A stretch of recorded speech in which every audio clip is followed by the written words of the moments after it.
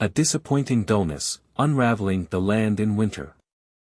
Our intrepid reviewers are back, diving into the Booker Prize shortlist once more. This year, we're exploring 6 English-language books from the UK and Ireland, each with its own unique story to tell. Join us on this literary journey as we navigate through the shortlist over the coming weeks. Before the winner is announced on November 10th, we'll share our final predictions and discuss who we believe deserves the prestigious Booker Prize. The Land in Winter, a tale of unfulfilled potential.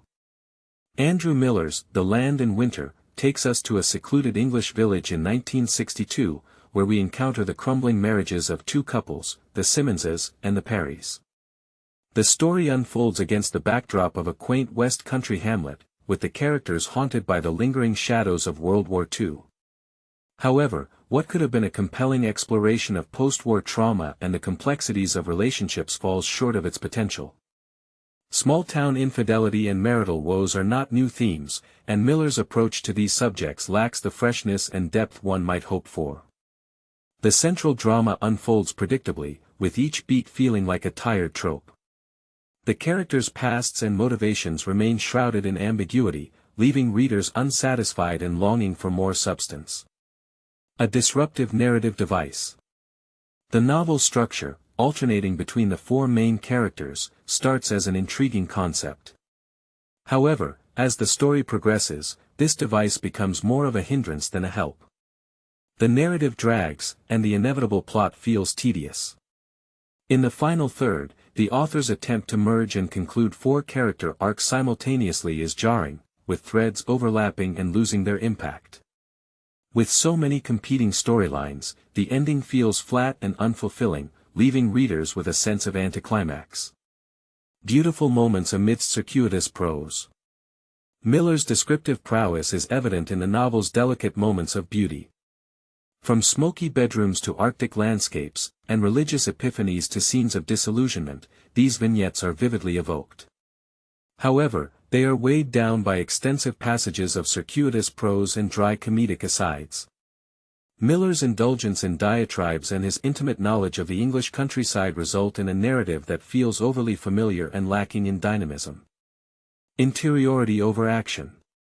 With a minimal plot and a lack of dynamic action, The Land in Winter relies heavily on the interiority of its central cast. We are privy to the paranoid thoughts of Eric, Bill's persistent worries of incompetence, and the lonely natures of Irene and Rita. Their lives intersect with a supporting cast, but these characters remain auxiliary, serving only as a backdrop to the main quartet. Bill's character, in particular, is a missed opportunity. Despite showing potential in the early chapters, his secretive family drama loses its narrative importance as the story progresses. His business dealings are dull and utilitarian, lacking the intricacy and depth of Tolstoy's Konstantin Levin in Anna Karenina. The tension and stress Bill experiences feel devoid of consequence, making it challenging for readers to connect with his character and empathize with his struggles. A lack of captivating characters and narrative. Miller's ability to paint a setting reminiscent of his childhood is evident, but he seems to struggle with capturing the complexities of the human soul during marriage. The characters' psyches are as pallid as the story itself, failing to match the novel's pacing and leaving readers unengaged. The Land in Winter feels more like a daytime television drama than a literary exploration of matrimony, unfaithfulness, and the intricate emotions that arise from these experiences. If Miller had intended to experiment with an unusual literary approach, it might have been an intriguing endeavor.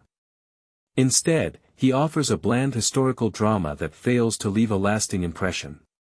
A nostalgic attempt, but ultimately unsatisfying. Miller's narrative, with its excessive detail, seems to yearn for a bygone era just out of his reach. Whether as a tribute to his parents' generation or an expression of his longing for the past, the outcome is fundamentally unsatisfactory. The novel lacks the depth and complexity one would expect from a post-war historical drama. And this is where it gets controversial.